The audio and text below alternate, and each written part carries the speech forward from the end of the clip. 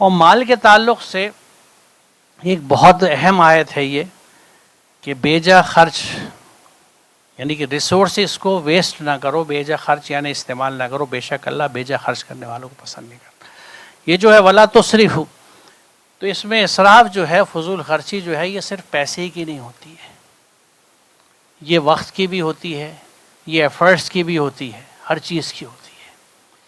پیسے کا تو دیکھیے بہرحال بہت عام چیز ہے، اور پیسے کے تعلق سے میں آپ سے عرض کروں کہ انسان کی سوچ یہ ہے کہ جو کچھ میں نے کمایا ہے یہ میری محنت سے مجھے ملا ہے، لہٰذا اس پہ حق میرا ہے.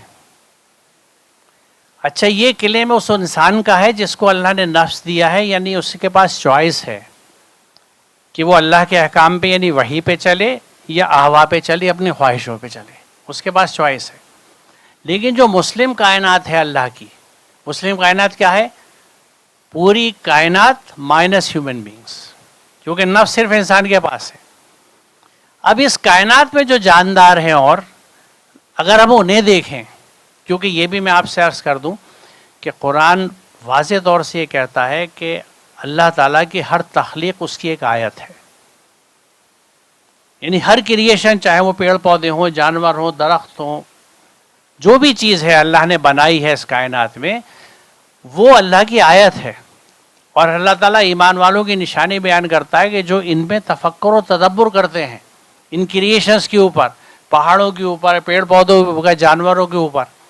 اور یہ سارے سوچ اور فکر جو ہے یہ سائنسز کے ساتھ ہی ہوتی ہے اور انہیں علوم کے ساتھ ہوتی ہے. بہرحال وہ ایک موضوع الگ ہے، لیکن یہ میں نے ضمناً ذکر اس لیے کیا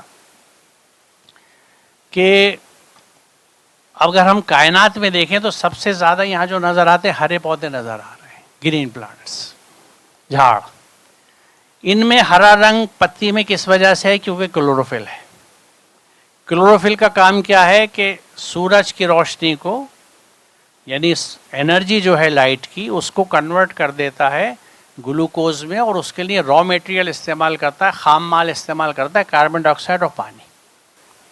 کاربن ڈائی آکسائڈ جو ہر اینیمل کا فضلہ ہے، کیونکہ ہم جب سانس چھوڑتے ہیں تو کاربن ڈائی آکسائڈ باہر چھوڑتے ہیں، اور پانی زمین میں موجود ہے. تو پانی اور کاربن ڈائی آکسائڈ کو مکس کر کے وہ گلوکوز بنا دیتا ہے. یہ پروسیس ہے فوٹو سنتھیسس کا. اچھا، یہ فوٹو سنتھیسس ہر گرین پارٹ میں ہوتی ہے، پتی میں، شاخوں میں. اچھا، جو نان گرین پارٹس ہیں جس میں برانچز بھی ہیں اور جس میں وہ بہت موٹی موٹی جڑیں ہیں جو زمین میں موجود ہیں، آپ نے دیکھا ہوگا جڑیں ہری نہیں ہوتی سوائے ان انڈور پلانٹس کے جس میں کہیں کہیں تھوڑا سا ہرا رنگ دکھ جاتا ہے، ورنہ جتنے زمین میں سے آپ نکالیں گے، چھوٹا پودا اکھاڑ کے دیکھیے، اس کی جڑ پیلی یا براؤن یا جتنی بڑی عمر کی ہوتی ہے سخت اور براؤن یا ڈارک ہوتی، لیکن گرین نہیں ہوتی. اس میں غذا سازی نہیں ہوتی، فوٹو سنتھیسس نہیں ہوتی، وہ اپنے لیے گلوکوز نہیں بنا سکتی. اور جڑیں اتنی ہوتی ہیں کہ جتنی اوپر کینوپی یا درخت کی اوپر درخت دکھتا ہے اتنی ہی نیچے جڑیں ہیں. تو جڑیں وزن میں کم نہیں ہوتی اوپر والے درخت سے. تو اب ان کو غذا کہاں سے پہنچے گی؟ ہری پتی جو خوراک بناتی ہے وہ خوراک بنتے ہی ٹرانسفر کر دیتی ہے ان نان گرین پارٹس میں جو شوگر نہیں بنا سکتے. اب وہ پتی یہ نہیں کہتی کہ یہ شکر تو میں نے اپنی محنت سے اپنا جگر جلا کے بنائی ہے، میں اس کو ان کو کیوں بھیج دوں جو بیٹھے ہوئے ہیں. یعنی یہ ایک مسلم سماج ہے. یہ درخت آیت بھی ہے اللہ کی کیونکہ ہمیں ہدایت دیتی ہے، اور مسلم ہے کیونکہ اللہ کے احکامات کے تحت چلتی ہے. یہاں پہ ایک طبقہ ہے سماج کا جسے اللہ کا فضل مل رہا ہے، دوسرے طبقے کو نہیں مل رہا، ایکسیس نہیں ہے اس کی، وہ دوسرے کام میں لگا ہوا ہے.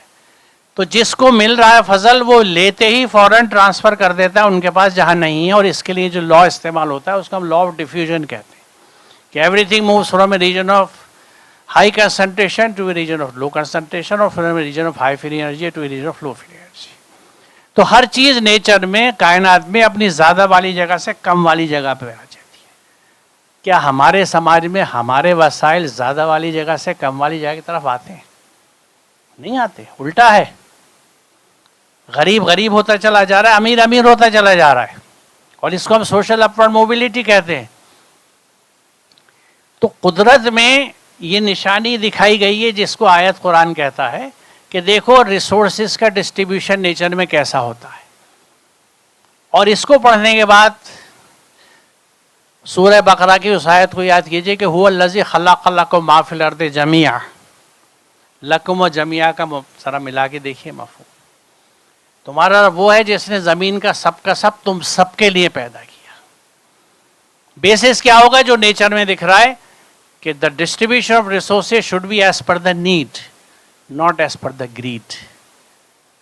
لالچ اور ہوس کے تحت وسائل نہیں چلنے چاہیے، ضرورت کے تحت چلنے چاہیے.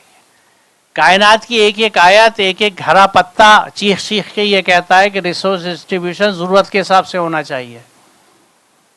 ہمارے سماج میں نہیں ہوتا. کیوں نہیں ہوتا؟ کیونکہ مال سے محبت ہے اور ہر مال کو ہم اپنا مال سمجھتے ہیں کہ جو ہمارے پاس آ گیا اسے. اسی لیے یہ بات چل رہی تھی اسراف کے اوپر. یہ جو ایکسٹرا ویگنس اور ایگزیبیشنزم ہے کہ شادی ہے تو کروڑوں روپے کی ہے، مکان ہے تو لاکھوں روپے کے ہیں، گاڑی ضرورت کے لیے ہے کہ آپ اپنی فیملی کو دھوپ بارش سے بچا کے لے جائیں، لیکن وہ بھی لاکھوں روپے کی گاڑیاں ہیں. کیوں ہیں؟ کیونکہ اسٹیٹس سمبل دکھانا ہے. میں سمجھتا ہوں میں اس طرح بڑا ہو رہا ہوں. قرآن نے بہت سمپل بات کہہ دی کہ اللہ کے نزدیک وہ ہے جو تقوی میں زیادہ ہے.